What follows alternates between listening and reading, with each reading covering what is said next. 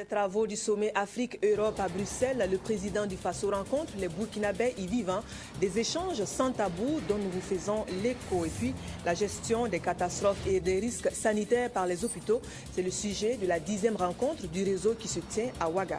Désormais, c'est 16 membres, dont 8 femmes, qui vont conduire l'exécutif français. La nouvelle composition compte une tête qui ne saurait passer inaperçue. Ségolène Royal, candidate malheureuse à la présidentielle et ex-compagne de l'actuel président de la République. Et puis enfin, la journée nationale du souvenir de la démocratie et des droits humains s'est tenue.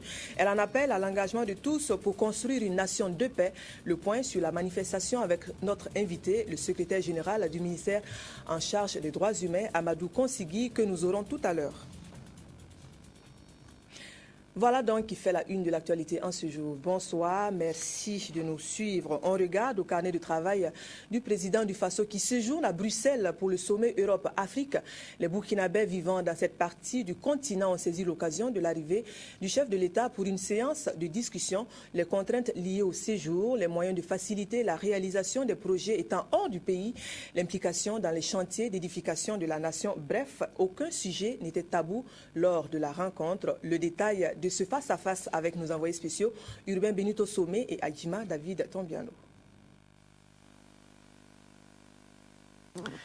Des poignées de main, des séances de prise de photos souvenirs, des moments de communion entre le président et ses concitoyens venus de toutes les régions de Belgique, des Pays-Bas et du Luxembourg. La salle de conférence du Sofitel de Bruxelles s'est retrouvée petite pour contenir la mobilisation des Burkinabés vivant dans cette partie de l'Europe, mais également celle des amis du Burkina qui travaillent à accompagner les efforts de développement des politiques publiques. Nous attendons de vous d'être ainsi mobilisés, d'aimer le pays, d'être attachés au pays, d'avoir toujours ce regard vers le pays. C'était l'occasion pour les uns et les autres de prendre des nouvelles du pays, de mieux comprendre la vision et les politiques de développement mises en œuvre, les progrès réalisés au Faso et les grandes questions qui se posent aujourd'hui. Le président du Faso a fait à ses compatriotes la photographie actuelle du pays qui est très différente des schémas d'hier et qui nécessite dans sa gouvernance la mise en œuvre de nouveaux mécanismes de représentation. Là, quand vous êtes à 5, 6%, 10% de scolarisation, c'est différent lorsque le peuple est à 80%, bientôt 100%. Vous voyez, il y a 20-30 ans, quand on adoptait une loi, il y a très peu de Burkinabés qui, enfin, je veux dire, il n'y avait même pas de radio, télé, voilà, vous n'êtes même pas au courant qu'on a adopté une loi. Aujourd'hui, une loi, vous voyez, les gens écoutent tous, et ils peuvent descendre dans la rue, faire marcher contre la loi, c'est ça. Parce que parler des questions économiques, de loi économique, si vous avez des représentants des travailleurs, de la chambre de commerce, des chambres de métiers, etc., des chambres de ce monde du travail, ça ne peut qu'améliorer. De toute façon, il est certain que l'avenir dépendra des sociétés démocratiques, de la qualité de la représentation. Ça, si les gens se sentent véritablement représentés, ouais, pas seulement par des partis politiques, parce que ce n'est pas tout le monde qui veut aller dans les partis politiques, ouais, mais c'est peut-être à travers leur structure, catégorie sociale, cela va donner plus de force et de qualité à la représentation et plus d'adhésion aussi. Les questions se sont multipliées sur les préoccupations spécifiques des Burkinabés de l'étranger. Des projets d'investir au Burkina, de développer des courants d'affaires entre le pays d'accueil et le pays d'origine qui butent à certaines contraintes administratives. Les grands débats politiques qui agitent l'opinion burkinabé sont également évoqués. Voilà, ce sont donc autant de préoccupations que viennent de présenter les Burkinabés vivant à Bruxelles à leur président de passage dans ce pays d'accueil. À l'issue de la rencontre, nos reporters ont poussé la réflexion un peu plus loin avec les invités du jour du président du Faso. Écoutez plutôt leurs appréciations. Je trouve que c'est une excellente chose que le président ait consacré son temps pour rencontrer la communauté burkinabé. La question que j'avais, c'est notamment à propos du vote des Burkinabés de l'étranger en 2015, parce que ça n'a pas pu se faire en 2010. Et nous, en tant que diaspora, on souhaiterait en tout cas que cette fois-ci, donc en 2015, les Burkinabés de la diaspora puissent voter. Quand on est à l'extérieur, qu'on se rend compte que le pays est quasiment divisé, il y a deux camps qui s'opposent, on se pose des questions, on se demande où est-ce qu'on va. Alors, je pense que ces questions ont été posées ici et que le président véritablement a le souci donc de faire la paix. Et nous pensons que ce souci de construire la paix va donc prévaloir et que le Burkina ne va pas sombrer dans la violence. Ce que moi j'ai retenu, c'est au niveau du fait de la favorisation d'aider les ressortissants européens à venir dans le pays pour investir. Franchement, moi j'ai aimé parce que moi, mon but dans l'avenir, c'est de terminer mes études et venir investir dans mon pays. Dans quel domaine? Dans le domaine de la cuisine. Donc je voudrais ouvrir un restaurant plus tard dans mon pays. Donc faire mes études, prendre mes connaissances pour ouvrir quelque chose chez moi qui sera reconnu un peu partout, comme quoi dans notre pays, il y a au moins quelque chose de bien. J'ai eu des rassurances par rapport à ça. Voilà les appréciations des ressortissants burkinabés vivant à Bruxelles sur ce face-à-face avec le président du Faso. Et puis on revient au Faso, question de santé dans les locaux de la primature. C'est la délégation du réseau des hôpitaux d'Afrique, des Caraïbes et de l'océan Indien qui est venue en parler. Le réseau tient en ce moment à Ouaga la 10e rencontre sur les hôpitaux. Avant cette délégation, c'est celle du comité de la Croix-Rouge internationale qui a été reçue. Le point de toutes ces audiences avec Maxime Zongo. À l'issue de leur 10e rencontre qui s'est tenue ici à Ouagadougou, les membres du réseau des hôpitaux d'Afrique, de l'océan Indien et des Caraïbes RESAO, sensibles à la contribution des autorités du Burkina au succès de la manifestation, ont tenu à venir traduire de vive voix leur reconnaissance au chef du gouvernement et à ses collaborateurs. Il a plu au Premier ministre, malgré ses occupations, de nous recevoir pour nous exprimer ses encouragements. Nous sommes venus prendre leurs bénédictions, leurs encouragements et nous en sommes très honorés. À la suite des premiers responsables des hôpitaux d'Afrique, c'était au tour d'une délégation du comité international de la Croix-Rouge d'être reçue par le chef du gouvernement.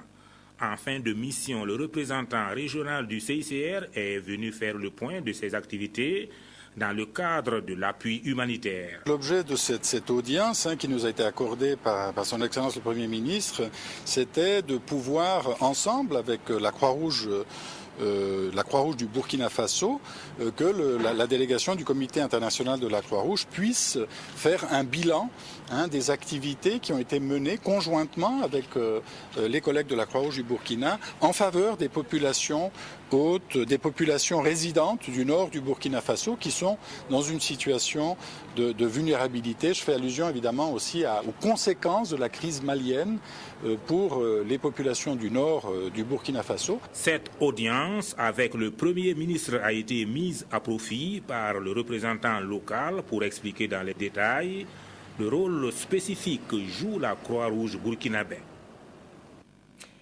Voilà, c'est donc hier qu'a débuté la 10e rencontre du réseau des hôpitaux d'Afrique, de l'océan Indien et des Caraïbes. Cette année, le rendez-vous fait de la gestion des catastrophes et des risques sanitaires le centre des discussions. L'ouverture des travaux a vu la présence du Premier ministre et de la Première Dame du Faso, signe de leur engagement à soutenir la cause. Les précisions sont de Sylvestre Da. Le réseau des hôpitaux d'Afrique, de l'océan Indien et des Caraïbes, RESAOC, a été porté sur les fonds baptismaux à Ouagadougou il y a de cela 18 ans. Et c'est encore la capitale burkinabé qui voit la relance des activités du réseau après 5 ans de léthargie. Relance matérialisée par cette 10e journée hospitalière qui réunit environ 200 participants issus de 100 hôpitaux de 17 pays. Des acteurs de la santé qui, à l'occasion, vont échanger sur la gestion des catastrophes et des risques sanitaires. Il faut concevoir des plans qui disent, selon la nature de la catastrophe, quand ça arrive, dès qu'on déclenche telle opération, tout le monde sait à quelle position il doit se positionner pour faire le travail. Et tout le monde sait à cette période-là qu'il faut se mobiliser, il faut être entièrement disponible pour pouvoir faire face à la situation. Conférences, tables rondes, symposia et ateliers sont au programme des 3 jours de travaux. L'aspiration du RESAOC depuis sa création étant de fournir aux populations des soins de meilleure qualité à travers les 5 objectifs qu'il s'est assignés. Promouvoir un partenariat de complémentarité entre les différents établissements de soins du réseau et les acteurs de santé en général dans le domaine des soins. Favoriser la communication et les échanges d'expériences entre les membres du réseau en matière de médecine, de chirurgie, d'actes de laboratoire, d'imagerie, de soins infirmiers, d'administration hospitalière, etc. Ces 10e rencontres hospitalières du Résaoc sont placées sous le patronage du Premier ministre et le parrainage de la Première Dame du Faso. Dans leur message, par les voix respectivement des ministres Léné Sebougou et Nestorine Sangaré, ils saluent l'engagement du réseau et invitent les membres à des échanges fructueux. Je suis convaincu que de vos travaux sortiront des propositions réalistes et réalisables à même de permettre à tous les acteurs de la santé et à nos hôpitaux de faire face à tout type de catastrophes et de sinistres. Je ne doute pas que vous parviendrez à sortir et à formuler des recommandations pertinentes à l'attention des autorités gouvernementales de nos pays dans le sens d'un développement et d'un renforcement des capacités de réaction et des capacités opérationnelles de nos hôpitaux en toutes circonstances. À l'ordre du jour de ces assises, figure également un projet de restructuration du Résaoc. Des réformes organisationnelles réalisées par la Fédération hospitalière de France vont être soumises aux participants pour examen et validation. Il s'agit de garantir le bon fonctionnement et surtout la pérennisation du réseau. Le général Djibril Yipene Bassolé dit merci pour son nouveau galon. Le général de la gendarmerie nationale prend sa promotion comme un appel à travailler davantage. C'est face à des amis, collègues et connaissances que le nouveau promu traduit son sentiment de reconnaissance. C'était au cours d'une soirée présidée par des personnalités de haut niveau, dont le Premier ministre Bouma Ernest Nebié pour Le Point.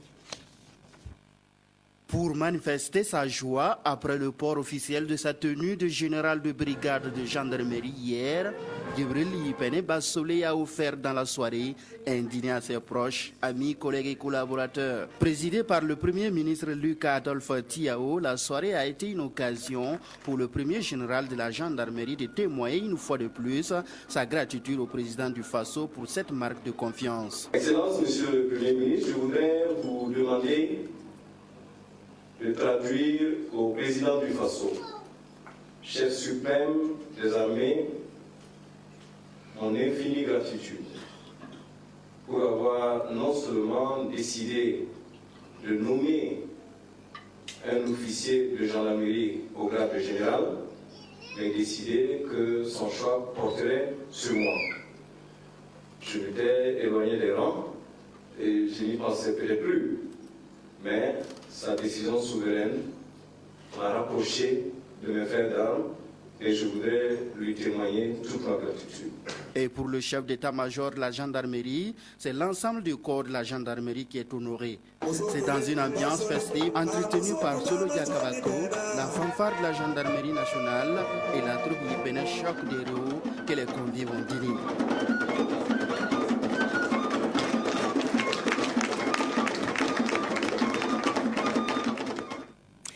Et puis la vie au sein de l'institution parlementaire. L'Assemblée nationale donne le feu vert au gouvernement pour ratifier 3 accords de prêt avec la Banque islamique de développement, le Fonds koweïtien pour le développement économique et la Banque arabe pour le développement en Afrique.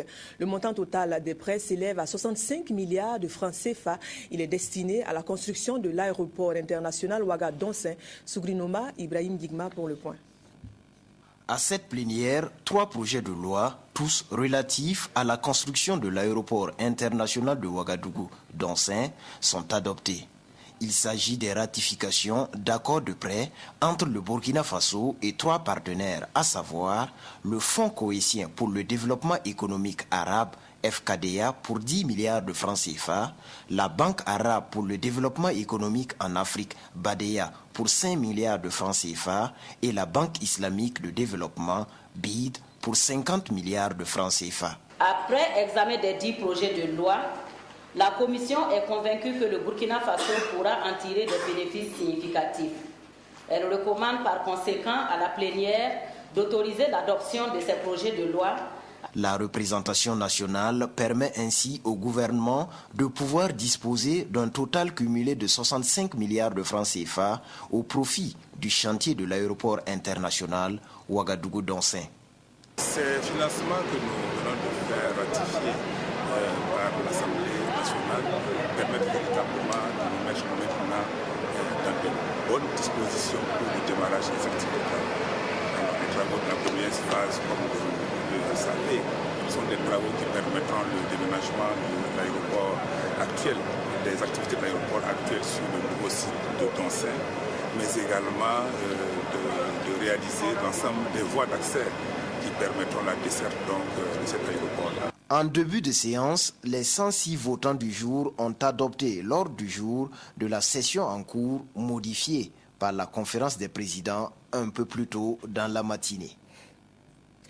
À l'Assemblée nationale, toujours, on revient sur la conférence des présidents. L'ordre du jour de la première session ordinaire de l'année a été modifié. C'est la conférence qui a procédé à l'adoption de l'avant-projet de modification. La session prend en compte essentiellement les questions orales et écrites qui seront adressées au gouvernement. Les précisions avec Anna Lucie Kéry.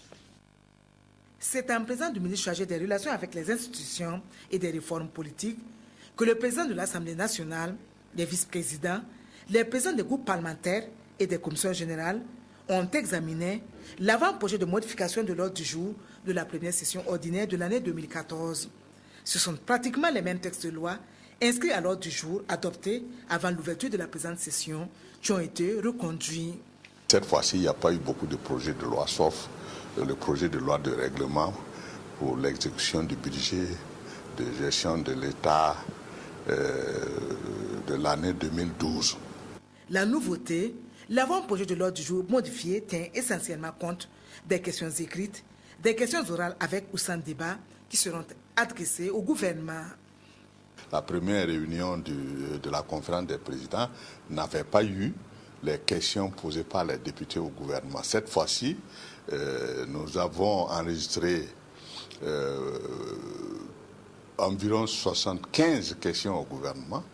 Et il fallait donc que nous puissions nous retrouver pour inscrire ces questions à l'ordre du jour. Et maintenant, les vendredis seront réservés aux questions au gouvernement et l'opinion publique saura les questions que les députés posent au gouvernement. Il reste entendu, comme l'a souligné le premier vice-président de l'Assemblée nationale, que jusqu'au 4 avril prochain, le gouvernement peut encore déposer des projets de loi au Parlement pour examen et adoption. Et puis l'Assemblée nationale qui devient centre d'intérêt pour le monde scolaire et estudiantin. C'est par centaines que les apprenants ont pris d'assaut les locaux de la représentation nationale. Ils sont venus en apprendre un peu plus sur son histoire, son fonctionnement, ses rapports avec les hommes et autres institutions. Le temps de la visite, l'Assemblée nationale s'est prêtée au jeu. Le témoignage de Sougrinoma Ibrahim Gigma. 150 pour le collège La Salle Badenia, 50 des meilleurs élèves au sein des clubs UNESCO de la ville de Pau et autant pour le lycée privé Nawan Lagamba du Côte-Gou, 160 pour le compte de l'association optique jeune de Bobo, 61 du collège La Salle de Kongoussi. Un calcul rapide et ils sont environ un demi-millier de visiteurs en une semaine, des scolaires et des étudiants à avoir fait connaissance avec l'Assemblée nationale, son histoire, son fonctionnement et les hommes qui y travaillent. Des questions de ce côté, non? Oui, là, on est un grand pays. Et vous dites que là où vous êtes, ce n'est pas pour nous seulement, mais vous êtes une nation. Que nous devons être solidaires, que nous devons être patients dans la paix. Nous ne devons rien faire avec la violence. Pour l'ensemble de ces visiteurs, le détour à la représentation nationale a été des plus instructifs. Nous avons voulu faire cette visite-là pour montrer qu'est-ce que c'est que l'Assemblée aux élèves, vu que c'est une institution qui vote les lois. Il y a 127 députés et des groupes parlementaires qui travaillent dans l'Assemblée nationale. Je tiens le fonctionnement de l'Assemblée nationale, ce qu'ils font, comme voter la loi, consentir l'impôt et contrôler l'action du gouvernement. En s'appuyant sur le genou ou sur le dos du voisin, la leçon sur l'Assemblée nationale mérite bien d'être notée pour servir dans les études et plus tard dans la vie active. Les voilà donc désormais incollables sur la vie de l'Assemblée nationale. Et puis, je vous le disais en titre, nous avons sur ce plateau notre invité, secrétaire général du ministère des Droits humains et de la promotion civique. Bonsoir, Monsieur Consigui. Bonsoir, madame. Merci d'être venu sur ce plateau. Alors, je le disais en titre, journée du souvenir de la promotion des droits humains et de la démocratie. L'événement s'est tenu. Est-ce qu'on peut faire un bilan rapide de comment ça s'est passé? Est-ce que vous pensez que vous avez atteint vos objectifs et tout?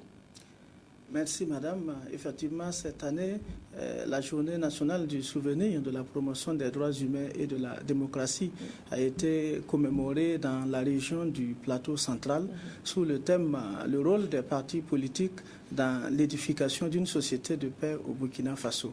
Alors, On va parler tout à l'heure du choix de ce thème. D'accord. Voilà. Il faut dire que justement les activités se sont déroulées sur toute une semaine. Depuis le 22 mars jusqu'au 30, il y a eu une tournée de théâtre forum de sensibilisation sur la cohésion sociale.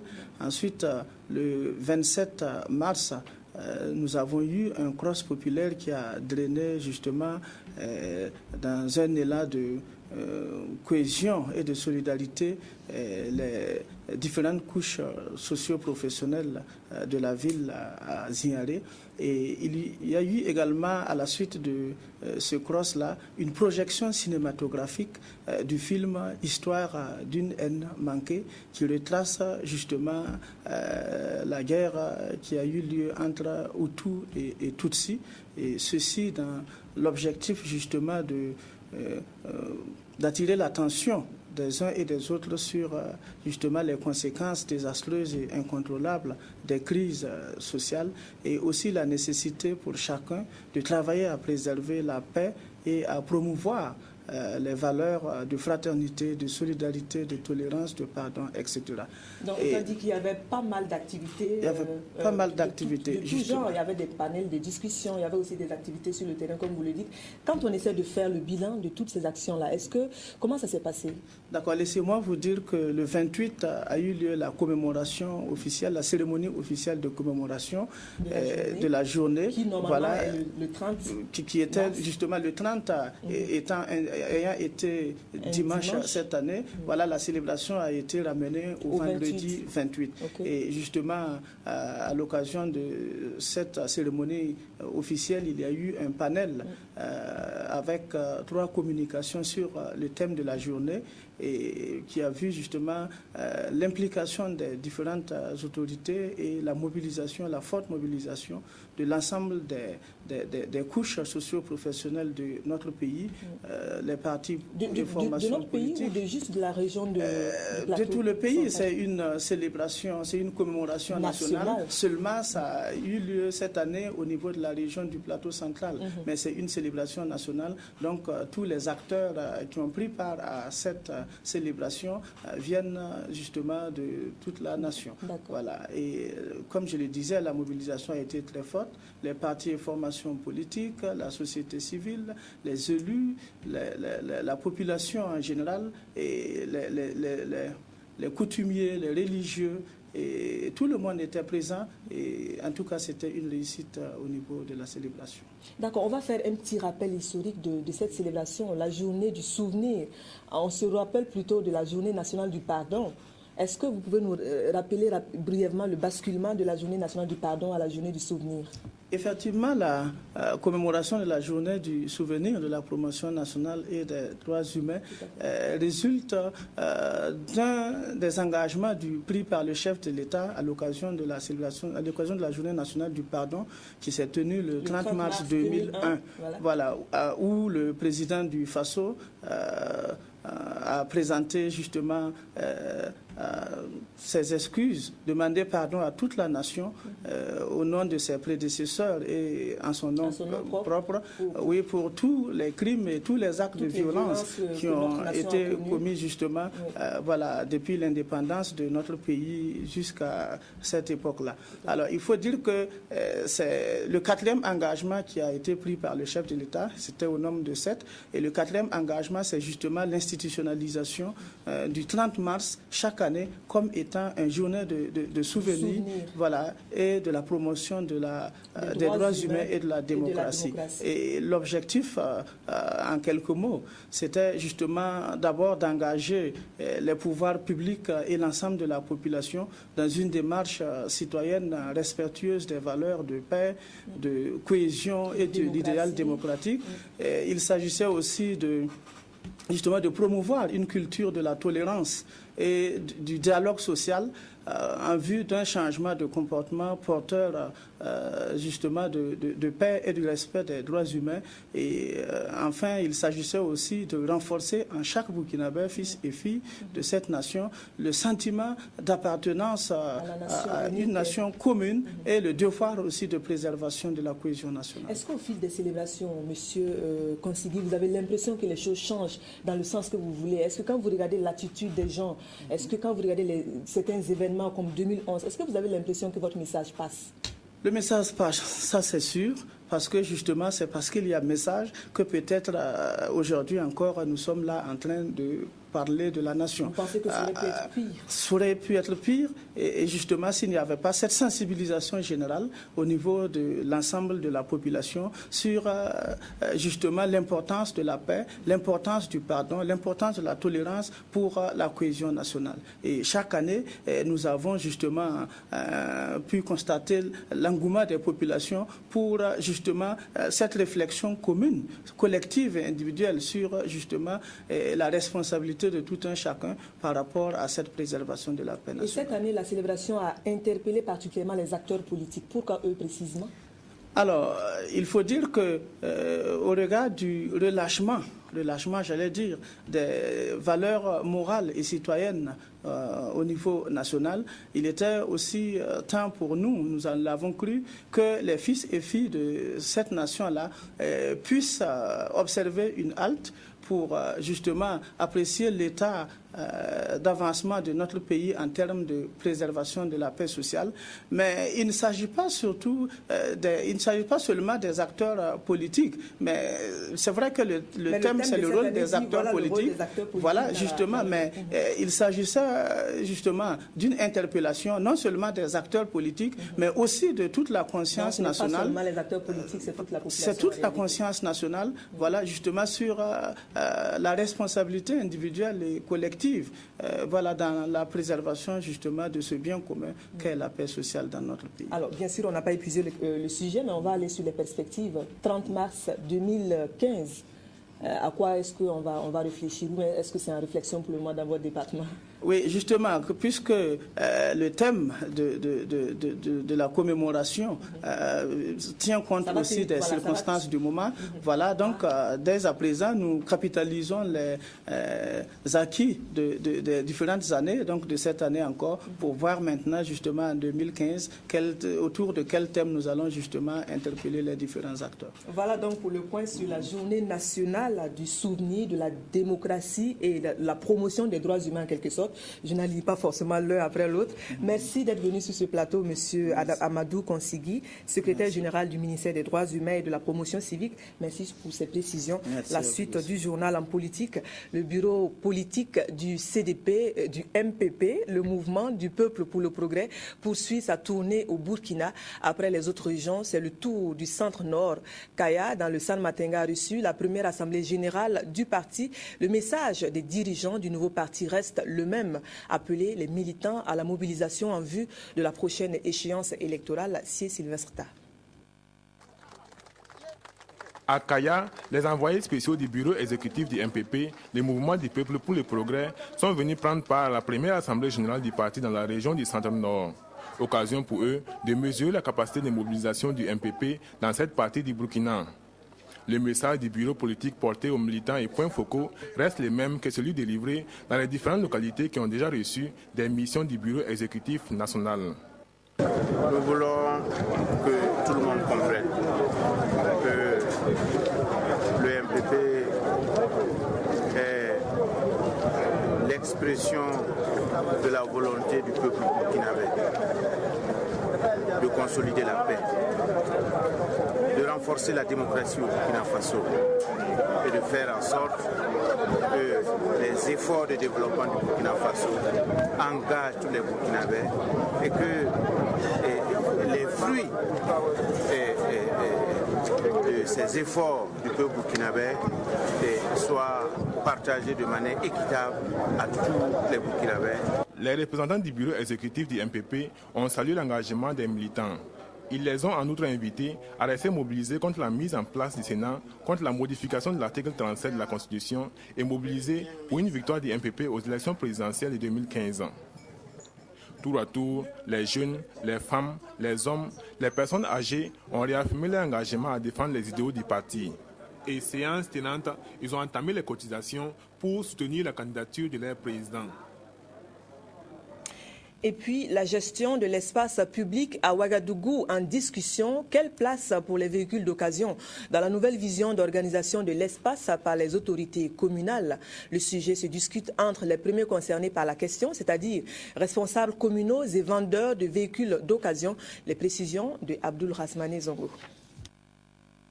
La mairie de Ouagadougou veut assainir l'univers des vendeurs de véhicules de seconde main, couramment appelé France au revoir, d'où ces concertations. Les faits reprochés à la communauté des vendeurs sont entre autres défaut de permis de conduire, d'assurance, de plaques d'immatriculation, proximité avec les cimetières, lieux de culte, points de santé et surtout occupation illégale de l'espace public. Pourtant, existe depuis 2004 un arrêté portant réglementation de l'occupation du domaine public dans la ville de Ouagadougou. Vous vous souviendrez que nous avons déjà rencontré les gérants des débits de boissons. C'est dans ce cadre que nous avons rencontré aujourd'hui ceux qui vendent les véhicules. Et nous sommes partis du constat qu'il y a une occupation anarchique du domaine public, alors qu'il y a la réglementation qui existe en la matière. C'est pour échanger avec eux, les amener à comprendre. Les principaux intéressés donnent leurs sentiments. Il y en a notamment beaucoup de personnes qui se mêlent en nous en se disant vendeurs. Il y a des vendeurs de pièces détachées, mais pas d'auto. Et encore de plus, il y a ceux qui conduisent sans permis, qui nous amènent, qui compliquent beaucoup la tâche. Je prends un exemple, vous tous qui êtes là avec moi, quelqu'un qui met ses 3 millions dans une affaire, il compte recevoir, il compte avancer. Mais à travers ce qu'on est en train de discuter, je pense que ça peut nous amener à aboutir à un bon droit chemin. Pour mener à bien sa mission, la mairie de Ouagadougou va procéder par des campagnes de sensibilisation répétées à l'endroit des vendeurs de véhicules d'occasion. Nouvelle dénomination, mais même rapport avec les partenaires. De Colina Assurance à Saham, la société d'assurance maintient la même proximité avec les institutions partenaires. Avec ces derniers, le groupe est revenu sur les raisons et les enjeux du changement de nom, les avantages à en tirer et les perspectives de la collaboration sous la nouvelle dénomination. Drissa Seri. Saham Burkina revient de loin. Il prend son envol sur les assises de Colina Assurance Burkina, cette compagnie qui a dû faire face aux dures réalités du monde des assureurs. Grâce à l'abnégation et à la détermination de ses premiers responsables, le groupe a réussi à s'imposer dans un environnement concurrentiel. Mieux, aujourd'hui, il peut s'enorgueillir de son rang et de son chiffre d'affaires estimé à 5 milliards de francs CFA en 2013. Quand on a commencé Colina, on était à 200 millions de chiffre d'affaires. Aujourd'hui, nous sommes à 5 milliards de chiffre d'affaires. Quand on a commencé Colina, nous étions les derniers de la liste. Aujourd'hui, nous sommes les deuxièmes parmi les sociétés d'assurance du Burkina Faso. Nous avons réalisé cette année 5 milliards de chiffre d'affaires, ce qui est appréciable. Et c'est pour ça que je n'ai pas manqué de féliciter le directeur général et son équipe pour le travail qu'ils ont abattu. Mais ils ont mis la barre tellement haute qu'ils sont obligés de continuer. J'espère qu'ils continueront. Au moment de changer de dénomination, il était donc normal pour le groupe de témoigner sa reconnaissance aux clients, aux prospects et à tous les partenaires. Le pari reste toujours de satisfaire les attentes d'une clientèle de plus en plus exigeante. C'est l'attente des clients, il faut être collé aux clients, il faut réagir vite surtout et puis être à l'écoute des clients. Et tant qu'un assureur est dans cette dynamique, forcément, il ira de l'avant. Le groupe Saham, c'est un capital estimé à 5 milliards 100 millions de dollars. Les pays africains où la croissance économique tourne en moyenne autour de 5% sont identifiés comme zone de prédilection. Le groupe compte s'investir dans cette partie du monde en développant les métiers de l'assurance. La Fondation Saham, elle s'occupera du social. Un partenariat pour le mieux-être des populations du Burkina. Désormais, la Fondation Eau et Assainissement pour l'Afrique et la Fédération burkinabé de football sont liés. Les responsables des deux organisations ont matérialisé leurs ambitions par un accord. Les précisions sont de Dabakini.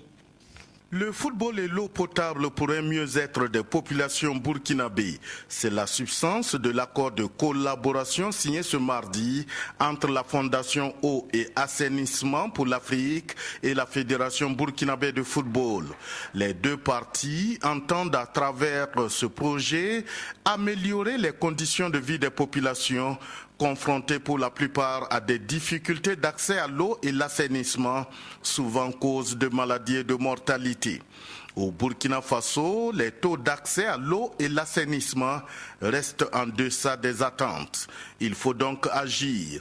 Et cette première convention du genre avec la FBF se justifie à plus d'un titre. Je pense que le football et l'eau peuvent bien faire chemin.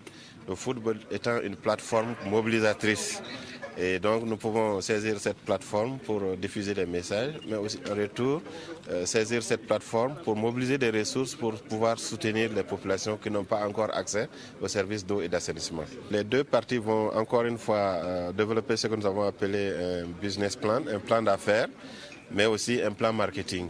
Chaque match que la fédération aura proposé serait l'occasion, en tout cas pour nous, de passer des messages, mais aussi pour mobiliser des ressources auprès de tout le public concerné. C'est quand même un minimum de 500 à 1 milliard qui pourrait être mobilisé à travers cette initiative. La FBF adhère pleinement au projet. Elle entend mettre en exergue le rôle social du football, devenu une industrie, mais qui reste tout de même un moyen d'entraide. Aujourd'hui encore, l'accès à l'eau potable demeure une véritable priorité dans l'ensemble de nos États. Cela est une véritable préoccupation et le football ne peut pas rester en marge de ce combat.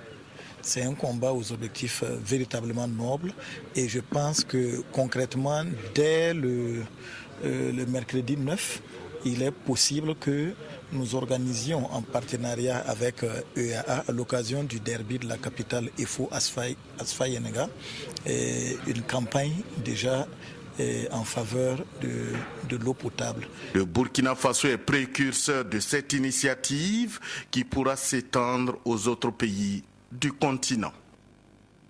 Et puis, je vous le disais en titre à propos du nouveau gouvernement français, un gouvernement dont les tenants de la parité vont saluer la composition. Il y a 16 ministres, dont 8 femmes.